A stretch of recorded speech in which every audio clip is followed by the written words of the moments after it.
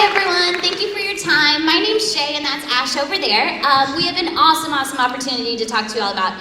Adventure International is a social development and leadership organization that actually works hand in hand with your education at San Jose to give you guys a once-in-a-lifetime opportunity to volunteer, travel, lead, get college credit, and be the best that you can be. So this Thursday, we're actually selecting students to take part in an exclusive 3-week program during your summer breaks that's going to allow you to collect hands-on research on baby sea turtles in Costa Rica, rehabilitate elephants in Thailand. You can work in schools and with orphanages in Cambodia, or you can work in Ashley's home of South Africa in community development whilst taking in all of the excitement of the wild game parks there. This is a chance to work in grassroots communities that really need your help, that other volunteer groups haven't been to yet.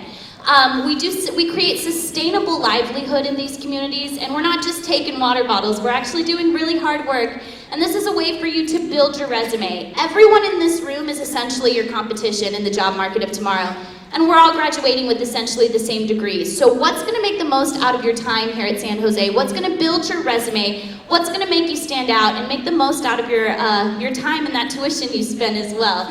So tomorrow we're going to be in the Associated Student House in the fireside room that's like right on the first floor, right when you walk in. We'll be there from 9 a.m. to 5 p.m. where if you have 5 minutes between class, if you want to bring a friend, come by and let us tell you about how we can change your life forever. This is something that will make you a completely different person and really help you find those different sides of yourself that are sometimes hard to find in this college setting. So thank you so much, and we hope to all see you there on Thursday. Thank you. Bye-bye. All right. You guys ready to work? Okay, well, I'd like to introduce you to someone who is really special to the class. He's been with us for years, so he's really at home. Incidentally, he is also about 1/3 to 40% of the second midterm. So you really need to catch these words coming out of his mouth because, I don't know, hell of a test if you don't. So anyway, without further ado, let's welcome Dr. Bob Cooper.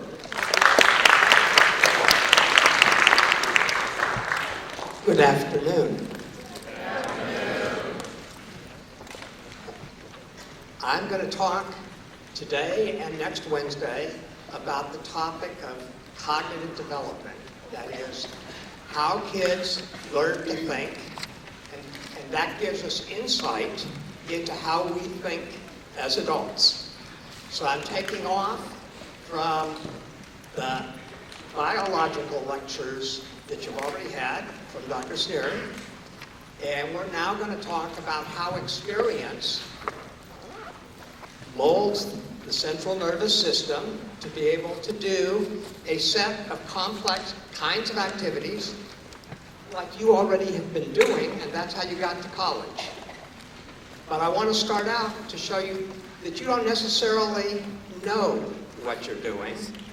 So I want everybody to do the following exercise.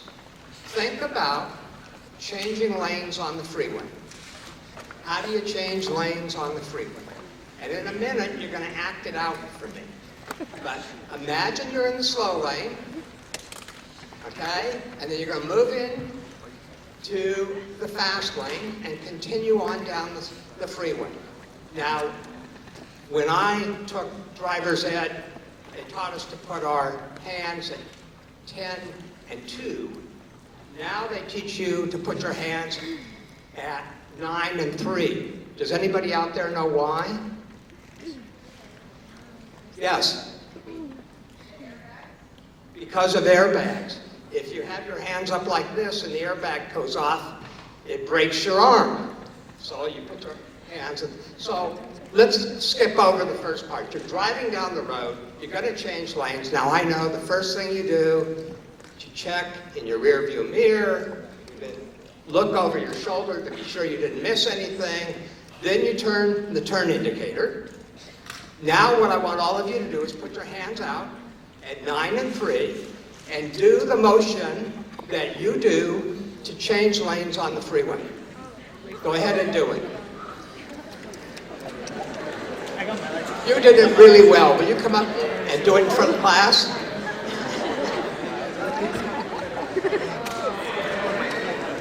Okay, just Look at the class and do that for us.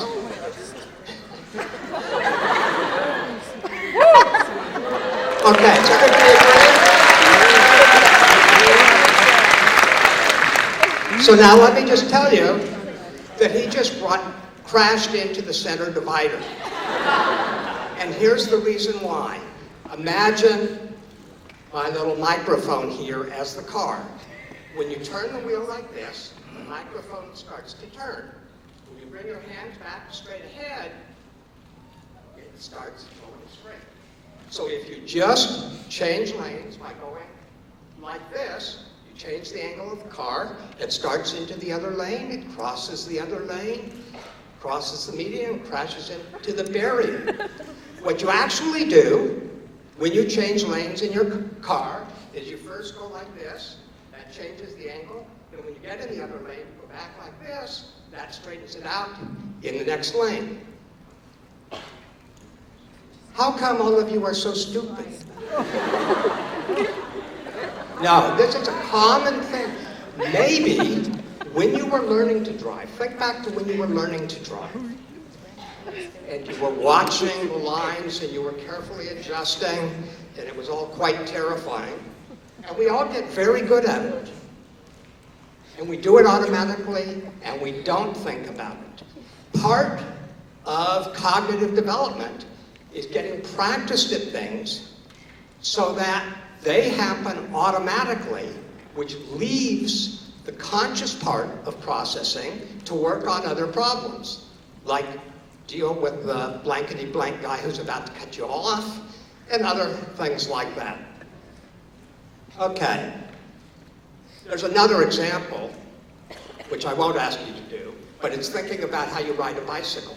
If I'm riding a bicycle going straight out this way, and I want to turn this way, so I'm going to turn to the left, the first thing I do is I turn the handlebars to the right.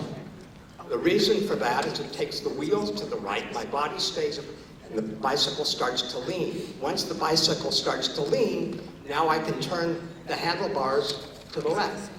Little kids learn this. They learn it by feedback from what happens, and they don't analyze it. So most people don't know what they have to do to ride a bicycle, but we've learned it as an automated activity.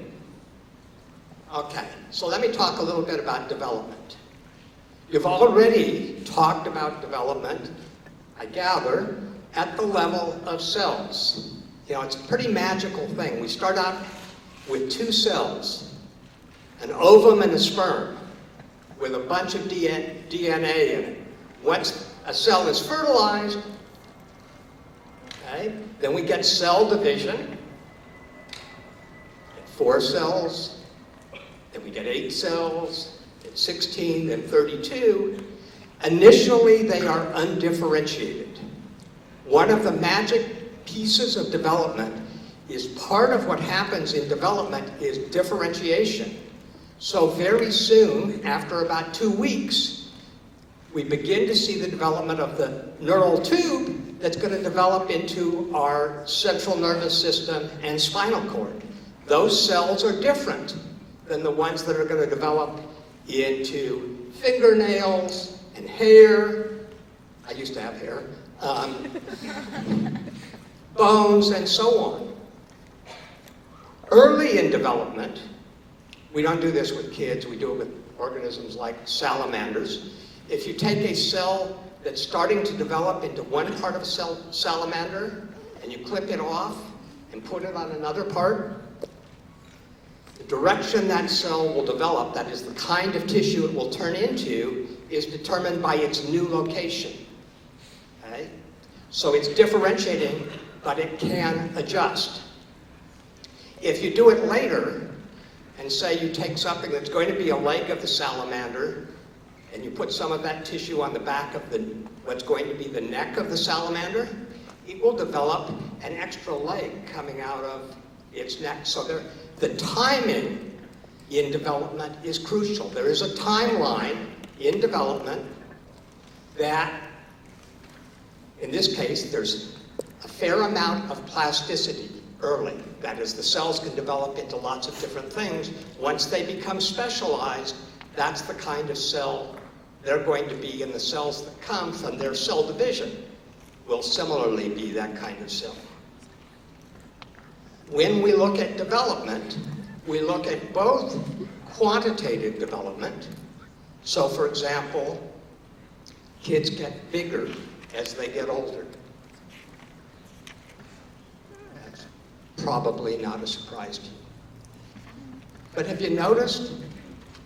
Kids' heads don't grow as much as the rest of their body. When kids are born, the head is the biggest relative to its final size of any piece of the body. In fact, a young baby can just barely reach over its head and touch its hands together because its arms are short relative to the size of the head.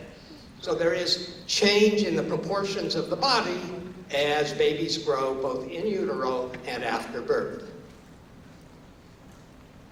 That's a quantitative change. There are qualitative changes.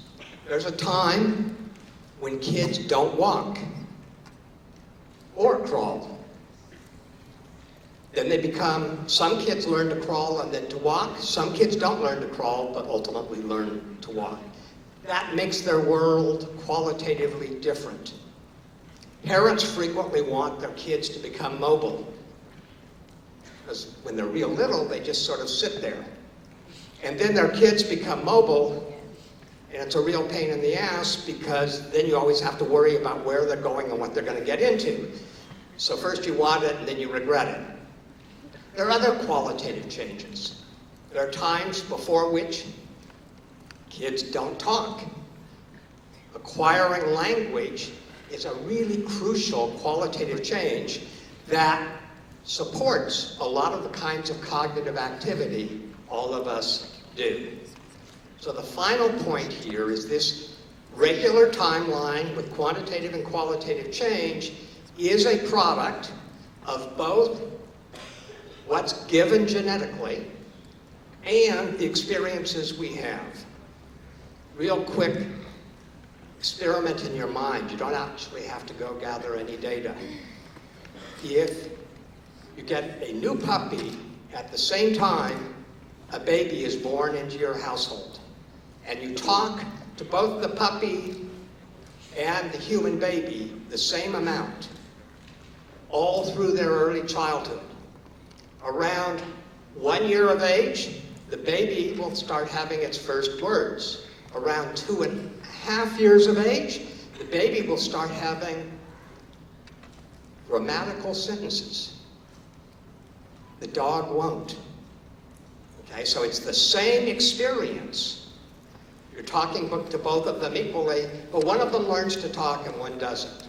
So there are boundaries on what we are able to do that are a product of our biologically given structure. And the two work together, and we're going to talk some about that.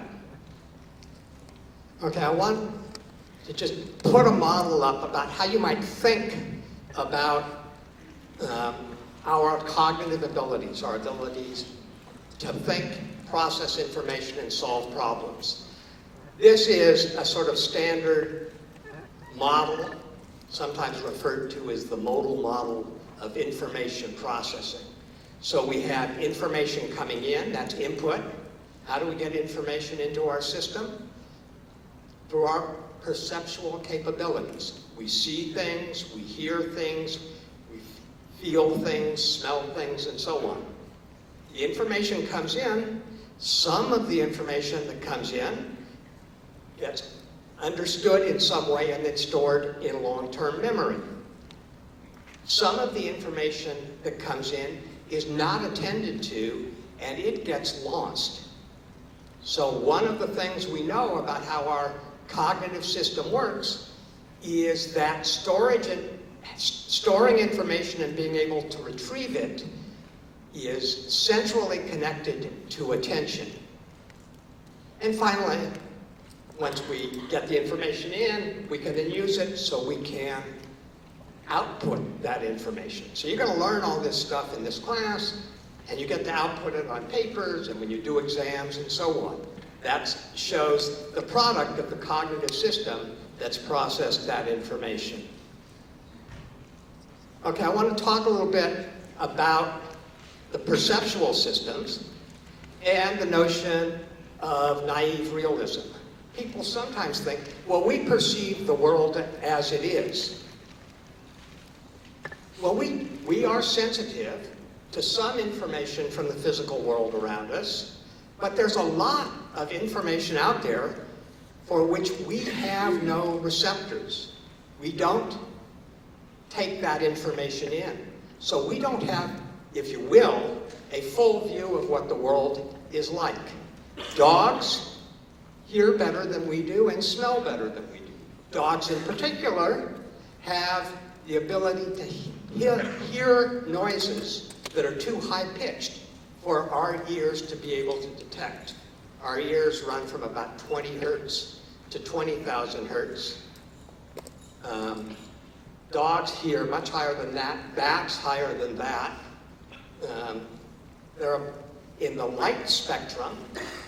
Butterflies are sensitive to ultraviolet, a part of the spectrum of sorry, I'm stumbling over that. But part of the light spectrum of electromagnetic waves that is too short wavelength for us, and they use that, and it's a crucial part of identifying gender for them, pretty important thing for human beings, and for butterflies, it turns out, and species. So they're seeing things in the pattern on the wings that we are not seeing. Okay. Now let me give you another example of how our perceptual system works, and this is with respect to illusion. If you go someplace where there's a nice waterfall, I would have done this in class, except the demonstration takes too long. So you stare at a waterfall. So what I recommend is that you go to Yosemite, go to the bottom of Vernal Falls, where the bridge goes, what? Oh, that's right. You can't go to Yosemite until we reopen the national parks. So I suggest you write a really nasty letter to whichever politician you hate the most and say, you're supposed to do this for your class and you're unable to do it. Okay, when you can go to Yosemite, sit on the bridge at the bottom of Vernal Falls and just stare at the falls. When you stare at the falls, okay, so you watch the water falling, and then you move your eyes over to the side after staring at the falls for about a minute. All the trees will look like they're going up. That is, having watched the water going down for an extended period of time, fatigues or habituates the motion detectors in your visual system that detect down motion. So now when you look to the side, the perception is of things moving up. It's one of many illusions that allows us to figure out how connections from the back of the retina back to your visual cortex, how they are computing things to give information like motion. So those neurons that Dr. Sneary told you about, in this case, are organized into a system for motion detection. There are others that are organized for sound location detection, and they make use of delay lines of neurons, so looking at the relative timing of signals coming into the two ears. We have evolved into a really interesting information gathering device.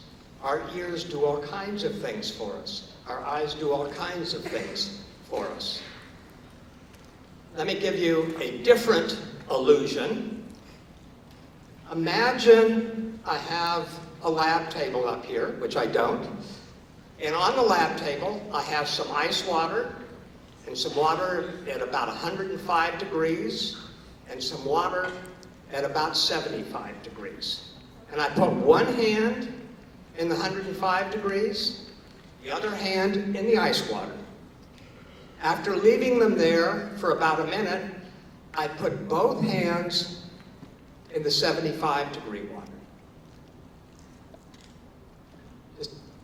You can probably anticipate what happens. The hand that was in the 105-degree water, to this hand, that water feels cold. The hand that was in the ice water, to this hand, that water feels hot. So you can look and see your hands are in the same bucket of water, but one hand is telling you they're cold, the other hand is telling you they're hot. By doing experiments like that, what we have learned is that there are really only two temperature detectors for knowing what temperature you're experiencing. One is a cold temperature detector, and one is a hot temperature detector. And the relative firing rate, so you learned about neurons and how they fire, and release neurotransmitters and stimulate the next neuron. The relative firing rate of the two kinds of detectors is what tells us what the temperature is. So we don't have any temperature detector around 70 degrees. We have one that's lower and one that's higher, and if both of those are firing at the same rate, then we experience it as being around 68 to 70 degrees. I'm just trying to get you thinking to transition from the last set of lectures from Dr. Sneary to mine. All these processes we want to talk about, in fact, are instantiated in the biological functioning, and we need to figure out how those happen. So let me give you a last illusion for you to think about. Think about how big the moon is when it's a full moon and it's just rising, and how big it looks when it's overhead. Now, I know many of you probably live in San Jose, and much of the time it's hard to watch the moon rise, but I hope you've seen it often enough to know the moon looks big when it's on the horizon, rising, and it looks smaller when it's overhead. How many of you have experienced that? Okay, so many of you, but not all.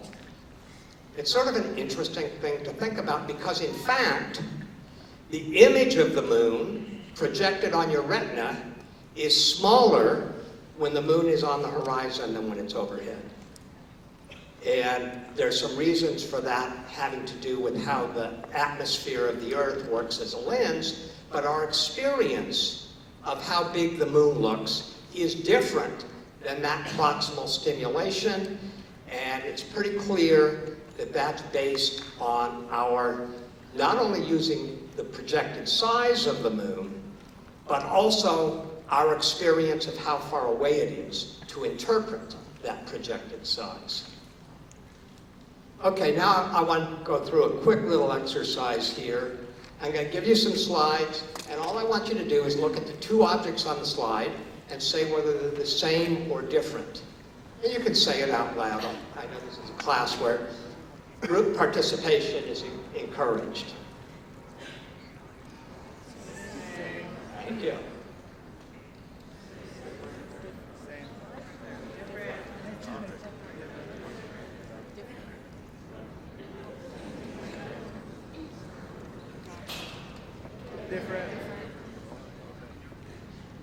Different. Okay. So notice, I intentionally left an ambiguity there. Is a capital P and a small p the same or different? Okay? We make those judgments, and we make them relatively easily. When you look at these two, for most of you, these will be unfamiliar. And I'll bet if we had electrodes so we could detect your eye movements, that you looked at one of them, then you moved your eyes, looked at the other, and then moved back to the first, that you at least did those two eye movements to make the judgment. One of the things that happens with respect to development is that we learn to perceive the characters in our writing system. And there are different writing systems. And if we look simply at how quickly you can make judgments of same and different, You are much faster when the characters come from a writing system that you use. We get very good at reading. In fact, when we read, we don't even need to see all the characters. We just need to see a subset of them to be able to read. Okay? If you then move to a new writing system, you have to learn new perceptual strategies for being able just to make same and different judgments. And notice this is the first step in a new writing system, being able to learn to read. So if you have both the visual information and a name for it, because if we go back a minute, in this one, if you look at one and label it K and look at the other and label it K, then you can very quickly say, yes, in this one, you don't have a label for it, so you have to match the actual visual stimulus. Okay, so now let me talk about a different developmental phenomenon, and this is the phenomenon of how infants learn to recognize speech. Different language systems use different speech sounds. So, for example, you can do this quickly. Put your hand on your vocal tract right here and say ba and pa. When you say ba, your vocal cords start vibrating right at the very beginning. When you say pa, the P part is called a voiceless consonant. There is no vibration. The vibration of the vocal cord starts when you get to the vowel part of the syllable. So ba and pa differ by ba is voiced, pa is not. There are other contrasts in English between voiced and voiceless consonants. Just to give you an example of a second dimension, pay attention to where your tongue is and say ba, ga, and da. Okay. Ba is a front consonant. Where we interrupt the flow of air is right up front.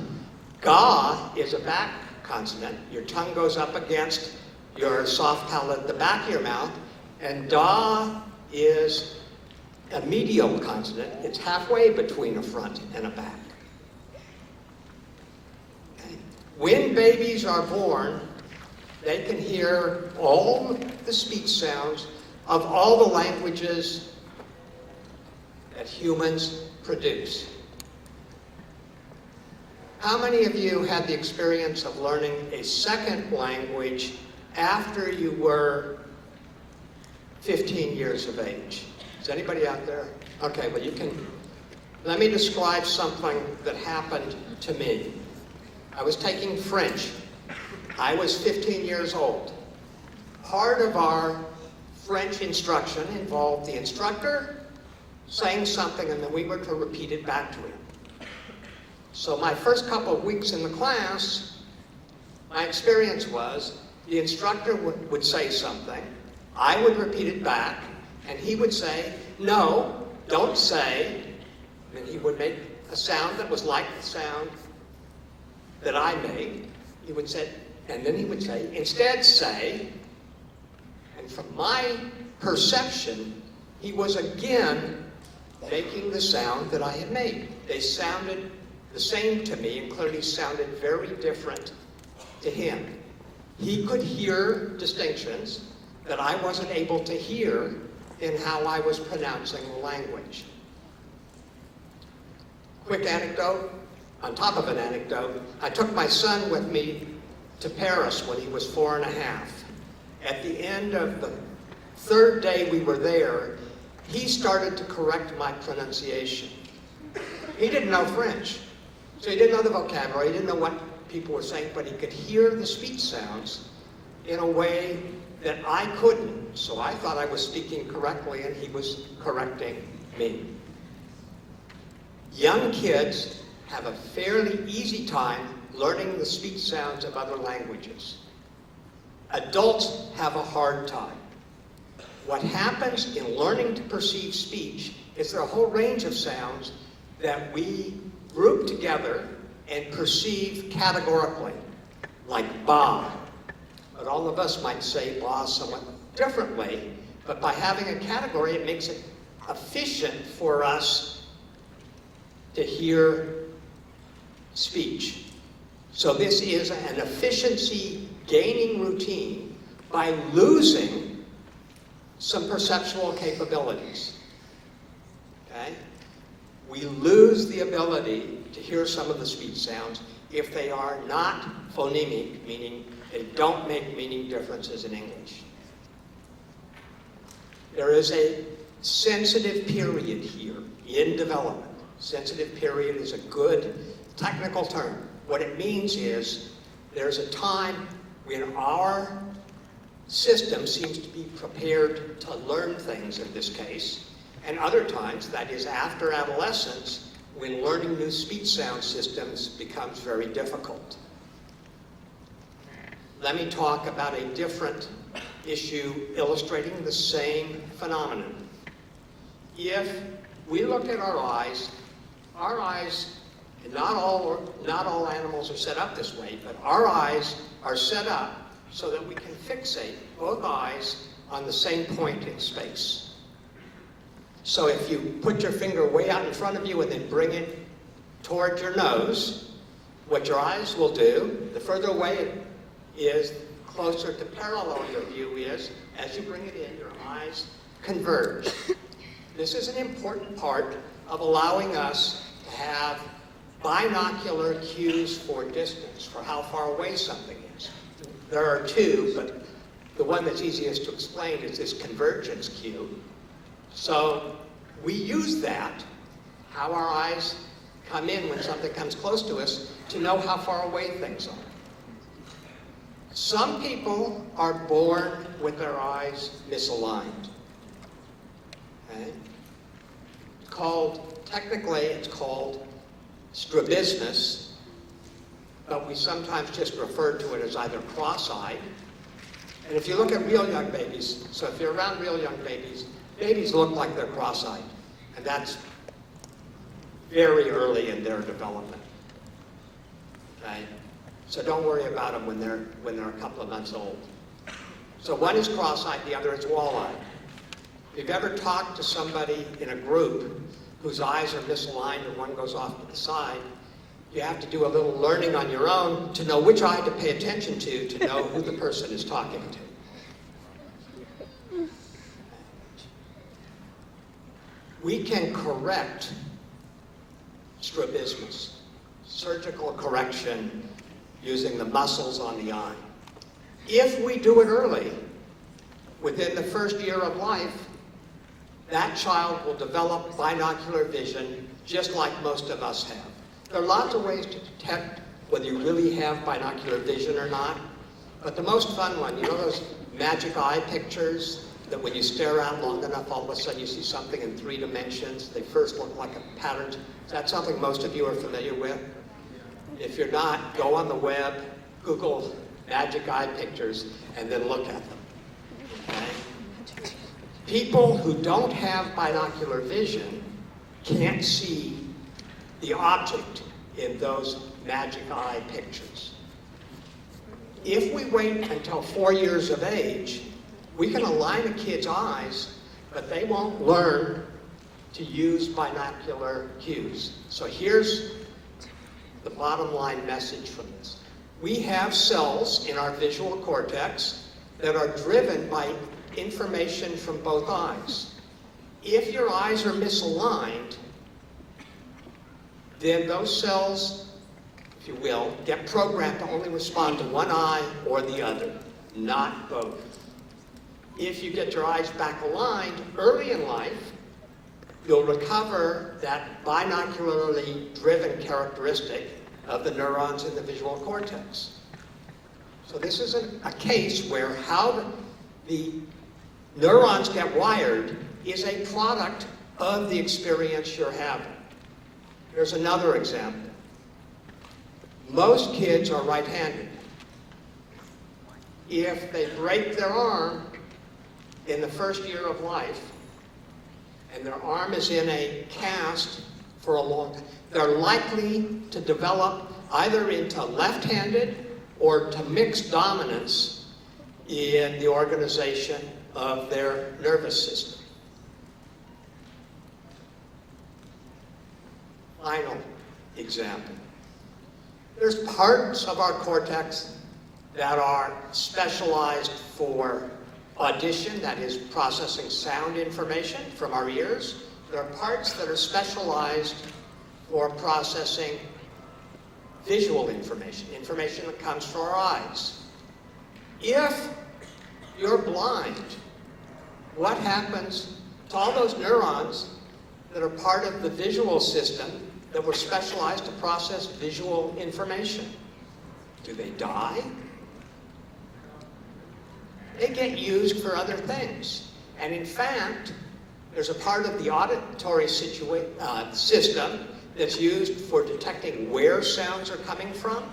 The part of the visual system that's used for detecting where particular images out there in space come from then become used by the auditory system. So one system can recruit areas of the brain that were predisposed to be used for vision. The auditory system can recruit it if there is no visual stimulation. Okay? So there are lots of characteristics of our nervous system that depend, for getting wired up properly, or wired up so that they're useful, on the experience we have. The biology provides a predisposition, but not a wiring diagram. And the experiences people have will provide the wiring diagram. I want to do one quick demonstration on attention. If you look here, you'll see in the upper right a bunch of green vertical lines and a green horizontal line.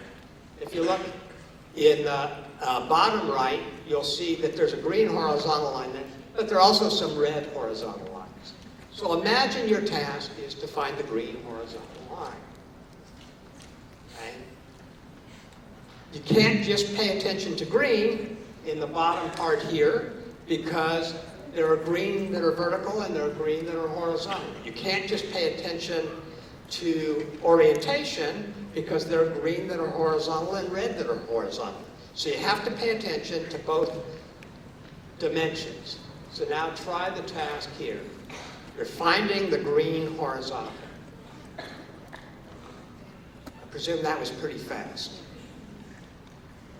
I presume that also was pretty fast. Okay, it's the next one that's the crucial one. Pretty fast. Okay, here's the point. When you're only looking for one physical characteristic, it doesn't require much cognitive effort. It doesn't require much attention. So you can do it when there are only a few or when there are a whole lot. You do it all in parallel. When you have to make use of two cues, now it requires attention, and the more distractors there are, the longer it will take before you find the correct horizontal line. So we know one of the characteristics of our cognitive system is it has capacity limitations. So it takes longer when you have to use focused attention in the condition here. Okay. Final story about attention. Young babies they attend to things. There's a loud sound, their motor activity is not well organized. So if there's a loud sound over here, you might look and think they don't see it. It's because there's such a long time span between the loud sound and when they orient to try and figure out what that sound was, what made that sound. But their attention is primarily dictated by the characteristics of the stimulus. One of the things that happens with development is we acquire the ability to direct our attention. Pay attention to some things and not pay attention to others. We frequently pay attention to the thing we want to be conscious of. So if you're at a party and a whole lot of people are talking, it doesn't all get mushed together. You can attend to one person's language and, if you will, ignore those of other people. When you're learning, when you're in class, you try and figure out what is the core material here that I want to pay attention to, so I get that information in and store it in memory so I can use it later. So attention is one of those things that changes both qualitatively and quantitatively as we grow older. And final anecdote, actually. Yeah, I got a minute. Final anecdote. I was once in a class observing a bunch of first graders. And the classroom had one wall that was all windows, and there was a kid sitting near the window, staring out the window. And I looked out the window, and there was a hawk in the field outside the window that was hunting, so it was going back and forth fairly close to the ground, and he was watching that hawk. And I sat there and he watched that hawk for about 15 minutes. It would go away and would come back. Finally, the teacher saw what he was doing. What did the teacher say? Pay attention, thank you. Okay? He was paying attention. He was in rapt attention. So when you think about, you've heard people labeled as having attention deficit disorder. One way to interpret that is they're not paying attention to those things that somebody else wants them to pay attention to. It may not be that they have a deficit in their attentional ability. They're just not very compliant. And with that, I'll stop there for today and we'll pick up next time.